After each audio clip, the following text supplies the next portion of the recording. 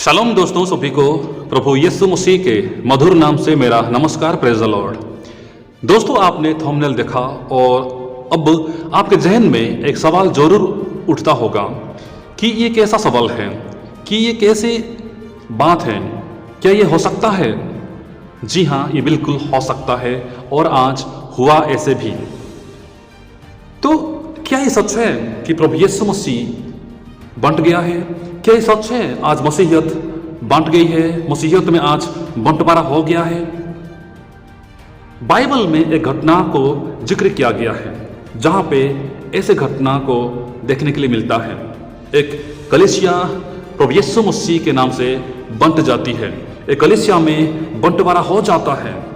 लोग अपने अपने पसंद के मुताबिक, अपने अपने हिसाब से प्रचारकों को चुन लेते हैं, अपने हीरोज को चुन लेते हैं, अपने सुपरस्टार्स को चुन लेते हैं और उनके मन में अलग अलग भावनाएं, अलग अलग विचार आते हैं।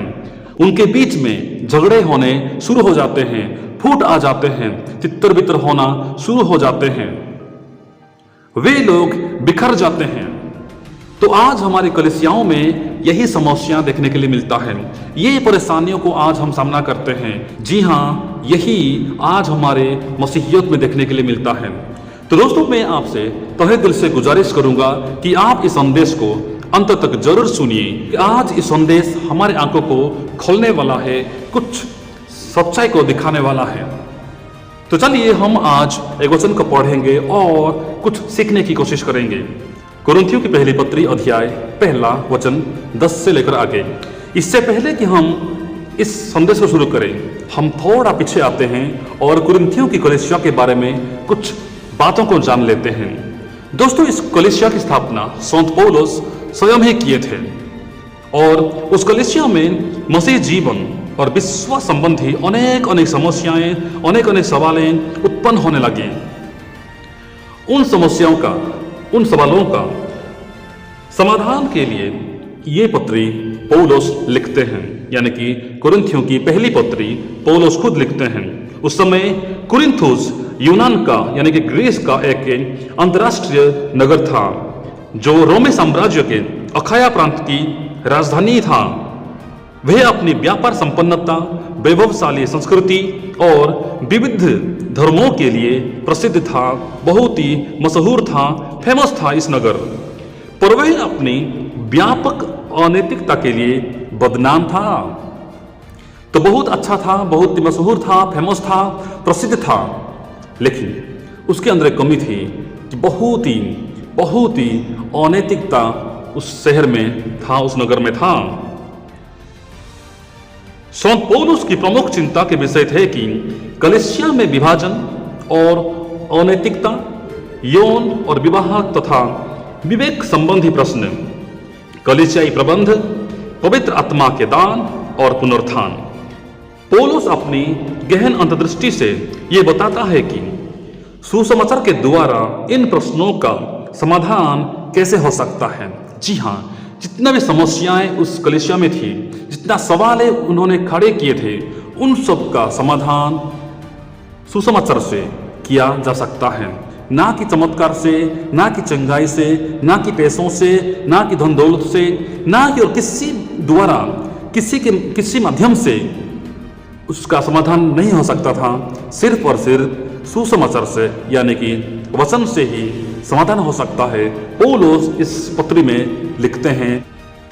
दोस्तों, ये कुरिन्थियों की कलीसिया ऐसी कलीसिया थी जहाँ के लोग अलग अलग धर्म से आए थे, विविध धर्मों से आए थे, मूर्ति पूजा से आए थे, अलग अलग मत, अलग अलग मन वाले आए थे, अलग अलग विचार से आए थे और पौलुस के द्वारा प्रभु यीशु मसीह में आए थे, प्रभु यीशु मसीह को विश्वास करते थे। तब इस कलीसिया में जो समस्याएं उत्पन्न हुई, कैसे हुई, चलिए हम जानते हैं। लिखा गया, हे भाइयों, पौलुस लिखते हैं कि हे भाइयों, मैं तुमसे हमारे प्रभु यीशु मसीह के नाम से विनती करता हूं कि तुम सब एक ही बात कहो और तुम में फूट ना हो, परंतु एक ही मन और एक ही मत होकर मिले रहो। जी हाँ, जो लोग अब विभिन्न मत से, विभिन्न विचारधाराओं से, विभिन्न धर्मों से आए थे, प्रभु यीशु मसीह में आए थे, इकट्ठे हुए थे, उनके बीच में फिर से अलग अलग भावनाएं आने लगे, अलग अलग मत होने लगे, अलग अलग विचारधाराएं उत्पन्न होने लगे। इसलिए और उनके बीच में फूट पड़ने लगे। वे लोग अब बिखरने लगे, तितर बितर होने लगे, उनके बीच झगड़े होने लगे। तो इसलिए पौलुस कहता है कि हे भाइयों, मैं प्रभु यीशु मसीह के नाम से विनती करता हूं कि तुम एक ही बात कहो, यानी कि एक ही मन, एक ही मत हो जाओ, एक ही बात में सहमत हो जाओ, यानी कि तुम्हारे बीच में एकता हो, तुम एक साथ मिलकर रहो, एक मन और एक मत हो। क्योंकि हे मेरे भाइयों, खलोए के घराने के लोगों ने मुझे तुम्हारे विषय में बताया है कि तुम में झगड़े हो रहे हैं। देखिए यहाँ पे अब उनके कलीसिया में, उनके बीच में झगड़े होने शुरू हो गया है। और खलोए के घराने ने पौलुस को कहते हैं, इस विषय में बताते हैं। तो अब ये खलोए कौन है? खलोए के बारे में बाइबल ज़्यादा कुछ बताती नहीं है, लेकिन कुछ फिलोसोफर्स यानी कुछ बाइबल विद्वानों ने ये कहा कि ये एक विधवा थी जो कि पौलुस के द्वारा प्रभु यीशु मसीह के पास आई थी, प्रभु यीशु मसीह को जानती थी, और ये सपरिवार सहित प्रभु यीशु मसीह को मानने वाले थे, प्रभु यीशु मसीह को डरने वाले थे, और इनके घर में एक कलीसिया भी थी, ऐसे बाइबल के विद्वानों का कहना है। तो ये लोग पौलुस को बताते हैं कि उस कलीसिया में ये सब समस्याएं होना शुरू हो गए हैं, लोग अब तितर बितर होने लगे हैं, लोगों के बीच में झगड़े हो रहे हैं। दोस्तों, सबसे अचंभा की बात यह है, झगड़े किस बात पे हो रहे हैं? उनके बीच में झगड़े क्यों हो रहे हैं? क्यों समस्याएं होने लगे हैं? ये बात बहुत ही हैरान करने वाली है।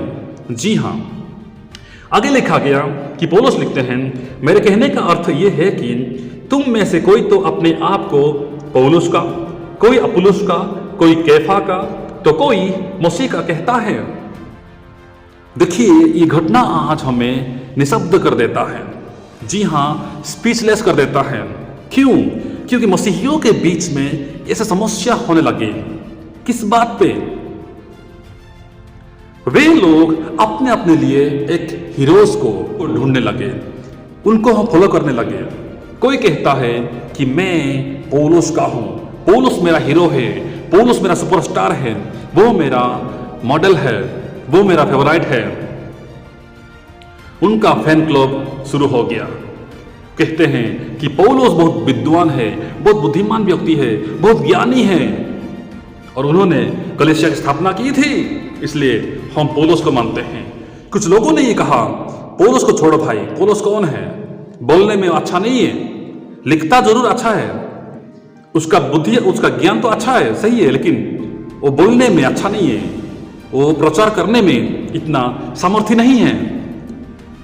अपुल्लोस हमारा हीरो है, अपुल्लोस हमारा सुपरस्टार है, हम उसको मानते हैं। वाह, क्या प्रचारक है, क्या प्रभु का सेवक है, इतना अच्छा प्रचार करता है, सामर्थ्य प्रचारक है, उनके वचनों में दम है। जब हम प्रेरितों का अध्याय 18 में पढ़ते हैं, वहां पे अपुल्लोस के बारे में लिखा गया है, वो एक विद्वान था, वो एक विद्वान था और पवित्र शास्त्र को अच्छी तरह से जानता था, समझता था, और उसने प्रभु की मार्ग की शिक्षा पाई थी और मन लगाकर यीशु के विषय में ठीक ठीक प्रचार करता था। वाह! तो ये अपुल्लोस भी प्रचार करने में बहुत ही माहिर था, बहुत ही सामर्थ्य था। तो कुछ लोगों ने अपुल्लोस को अपना हीरो मान लिया। तो पौलुस का, अब अपुल्लोस का, कुछ लोगों ने ये कहा, ये दावा किया, भाई अपुल्लोस कौन है, पौलुस कौन है? ये लोग कुछ भी नहीं है। हमारा कैफा यानी कि पतरस प्रभु यीशु मसीह का चेला था और चेलों का नेता था, उनकी अगुवाई ये करता था, और प्रभु यीशु मसीह के साथ समुद्र में भी, पानी में भी चलता था, और चेलों के बीच में यही बहुत ही बुद्धिमान व्यक्ति था। इसलिए हम कैफा को यानी पतरस को मानते हैं। हमारा पतरस, वाह क्या ही व्यक्ति है, क्या ही पर्सनालिटी है, क्या ही व्यक्तित्व है। हमारा पतरस, हमारा कैफा, हमारा स्टार, हमारा हीरो। वाह, क्या ही व्यक्ति है यीशु मसीह का चेला। तो इन्होंने एक ग्रुप बना लिया, इन्होंने और एक फैन क्लब बना लिया पतरस के नाम से। अब कुछ लोग कहते हैं ये सब कौन है? पौलुस कौन है?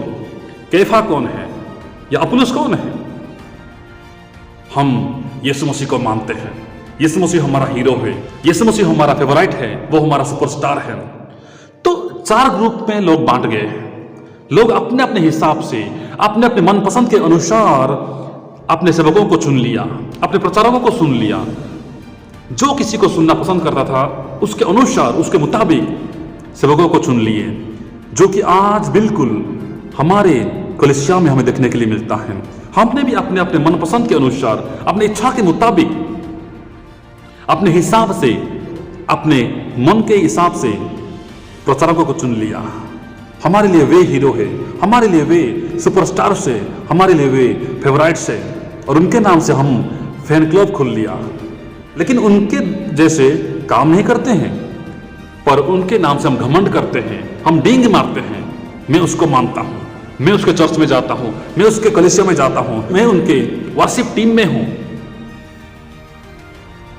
कुछ लोग कहते हैं वाह क्या चंगाई करता है, वाह क्या प्रार्थना करता है, वाह क्या गाना गाता है, वाह क्या लीडिंग करता है।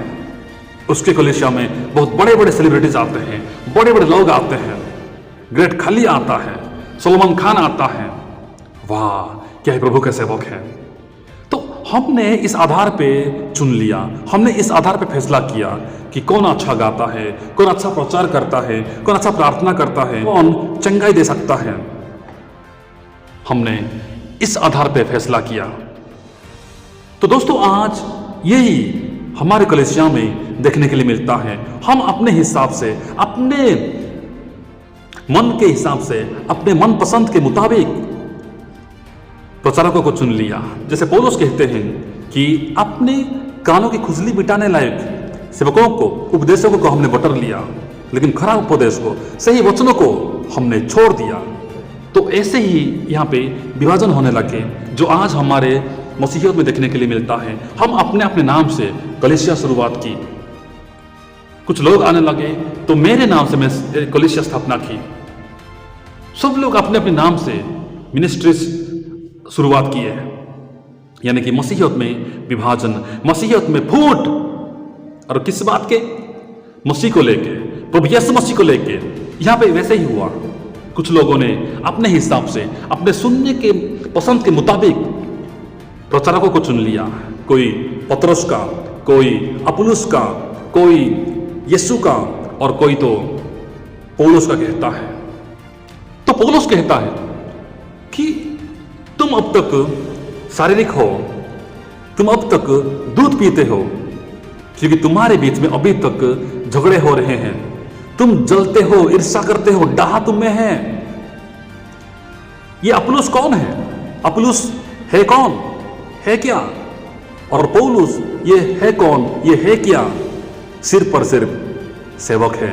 सिर्फ और सिर्फ ये केवल यीशु मसीह का, जो क्रूस पर चढ़ाया गया, उसी यीशु का सेवक है, उसके अलावा कुछ भी नहीं है। लेकिन तुम आज हमारे नाम से ग्रुप बना लिया, डिवाइड होने लगे हो, बांट गए हो। हम कौन हैं? अपुल्लोस कौन है? पौलुस कौन है? कैफा कौन है?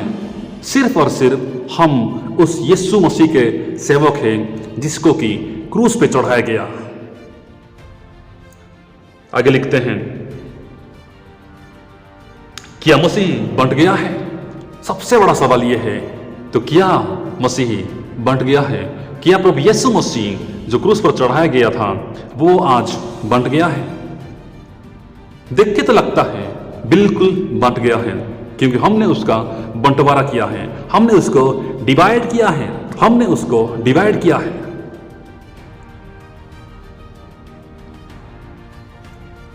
क्या मसीह बंट गया है?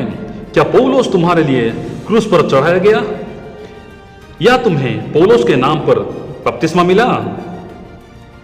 मैं परमेश्वर का धन्यवाद करता हूं कि क्रिस्पुस और गयुस को छोड़ मैंने तुम में से किसी को भी बपतिस्मा नहीं दिया। कहीं ऐसा ना हो कि कोई कहे कि तुम्हें मेरे नाम पर बपतिस्मा मिला और हाँ, मैंने स्तिफनास के घराने को भी बपतिस्मा दिया। इनको छोड़ मैं नहीं जानता कि मैंने और किसी को बपतिस्मा दिया है, क्योंकि मसीह ने मुझे बपतिस्मा देने को नहीं वरन सुसमाचार सुनाने को भेजा है, और ये भी शब्दों के ज्ञान के अनुसार नहीं, ऐसा ना हो कि मसीह का क्रूस व्यर्थ ठहरे। तो प्रियो, पौलुस कहते हैं कि मसीह ने मुझे बपतिस्मा देने को नहीं परंतु प्रचार करने के लिए, सुसमाचार का प्रचार करने के लिए, वचन का प्रचार करने के लिए भेजा है। तो आज हम देखते हैं कि बपतिस्मा देने के बाद रजिस्टर मेंटेन किया जाता है, और बहुत जगह में ये हाईलाइट कर लेते हैं कि मैं इतने लोगों को बपतिस्मा दिया, और बहुत से कलीसियाओं में ये दिखाया जाता है कि मैं इतने लोगों को बपतिस्मा दिया, मैं इतने लोगों को बपतिस्मा दिया, इतने लोगों को मैं ये करवाया। कैमरा के सामने बहुत हम डिंग मारते हैं, हम दिखावटी करते हैं, ये सब बकवास है। तो प्रभु यीशु मसीह ने मुझे बपतिस्मा देने को नहीं परंतु सुसमाचार सुनाने के लिए, वचन का प्रचार करने के लिए भेजा है। और पौलुस कहते हैं कि प्रचार तो करूंगा लेकिन शब्दों के ज्ञान के अनुसार नहीं। अर्थात आज हम देखें कि प्रचार में हम कुछ और चीजों को लाके मिलावट कर देते हैं ताकि लोगों को हम आकर्षण कर सके, लोगों को हम अपने तरफ खींच सके, लोग हमारे पास आ सके हमारे शब्दों का ज्ञान देख के, शब्दों का सामर्थ्य। हम ऐसा कुछ शब्दों को इस्तेमाल करें ताकि लोग उसको सुनने के लिए पसंद करें। वाह, क्या ही शब्दों का इस्तेमाल करता है। तो पौलुस कहता है मुझे ये नहीं चाहिए, जैसे लिखा है वैसे ही प्रचार करूंगा, जो लिखा है वही मैं प्रचार करूंगा, ना कि मिलावट करके, ना कि वचनों में मिलावट करके, कुछ ऐसे शब्दों को लाके किसी को मैं खींच लाऊं, किसी को मैं अट्रैक्ट करूं, किसी को हमारे कलीसिया में जुड़वाने के लिए, कलीसिया में लाने के लिए ऐसे शब्दों का इस्तेमाल नहीं करूंगा। हम आज सुसमाचार को ऐसे ही कर दिए हैं। क्या सुसमाचार, क्या वचन इतना सामर्थ्य नहीं है कि हम फिर किसी वचनों को लाके, किसी ज्ञान के शब्दों को लाके मिलावट करके लोगों को सुनाएं और लोग एंजॉय करें, लोग आकर्षित हों। पौलुस कहता है मुझे ये नहीं चाहिए। वचनों में मिलावट करना नहीं, वचनों में मिलावट नहीं करना है। हम वचनों में कुछ ग्लैमर लाने के लिए, कुछ अट्रैक्ट बनाने के लिए मिलावट कर देते हैं, कुछ मसाले डाल देते हैं ताकि लोग सुने और एंजॉय करें, उनको सुनना पसंद आए और वे लोग हमारे कलीसिया में आते रहें। लेकिन दोस्तों, पौलुस कहता है ये सब बकवास है, ये कुछ फायदा नहीं है। इसके चलते हम वचनों में मिलावट कर देते हैं। जी हाँ, मिलावट कर देते हैं, जो कि बिल्कुल भी अच्छा नहीं है। तो इसलिए दोस्तों, आज हम देखें, आज हमारी कलीसियाएं, हमारे मसीहियत में बंटवारा हो चुका है। हम प्रभु यीशु मसीह को बांट लिया है, हम डिवाइड किया है और अपने हिसाब से हम सेवकों को चुन लिया है, प्रचारकों को चुन लिया है, किसको सुनूं मैं, किसको नहीं सुनूं। मसीह यीशु के नाम से बंटवारा, प्रभु यीशु मसीह के नाम से डिवाइड, प्रभु यीशु मसीह के नाम से विभाजन या डिवीजन हमें देखने के लिए मिलता है। तो दोस्तों, पौलुस कहता है कि हम कौन हैं? हम बस सेवक हैं, हम बस सेवक हैं। अगर मानना है तो मालिक को मानो, अगर मानना है तो हमारे स्वामी को मानो, जो कि हमारे लिए क्रूस पर चढ़ाया गया, जो कि मेरे लिए, आपके लिए क्रूस पर चढ़ाया गया। उस मसीह को मानो, उसमें घमंड करो, मुझ में नहीं, आपके सेवकों पे नहीं घमंड करना है तो मसीह यीशु में घमंड करो, जो क्रूस पर चढ़ाया गया था मेरे लिए, आपके लिए। तो दोस्तों, आप भी वचनों को पढ़ें और सच्चाई को जानें और प्रभु की महिमा, प्रभु की बढ़ाई करें। धन्यवाद।